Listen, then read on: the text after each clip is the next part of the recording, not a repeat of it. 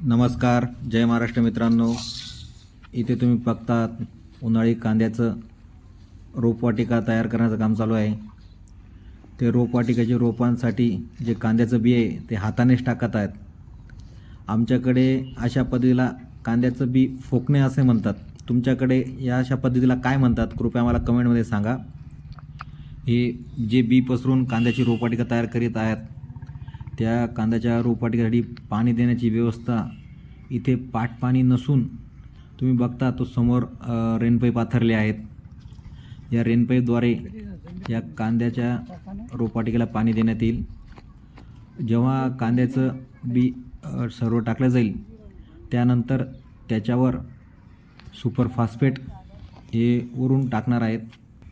त्यांनी इथं महावीराचं झिंकेटेड सुपर हे सिंगल सुपर फॉस्फेट घेतलेलं आहे. या महावीरा झिंकेटेड सुपरमध्ये 16% फॉस्फेट आहे, 11% सल्फर आहे व 0.5% झिंक आहे. मित्रांनो, तुम्ही दुसऱ्या कोणत्याही कंपनीचं वापरू शकतात.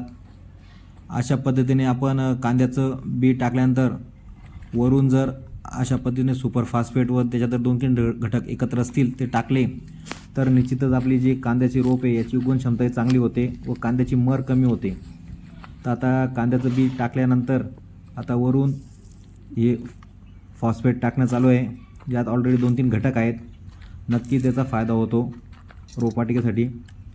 व ही जी रेनपाईपवरची जी कांद्याची रोपवाटिका असते याचा फायदा माझ्या वैयक्तिक अनुभवानुसार तुम्हाला एकच सांगतो मी, की जेव्हा आपण कांदा लागवडीसाठी जे रोपं काढतो, रोपं काढताना रेनपाईपवरची जी रोपं असतात त्याच्या मुळा कमी तुटतात व ते रोपं सहज निघतात रोपं काढायला गेली. आणि ते जर पाण्यावरची रोपं असली तर ते काढताना त्याच्या मुळा तुटतात व ते काढण्यासाठी खूप जड जातं.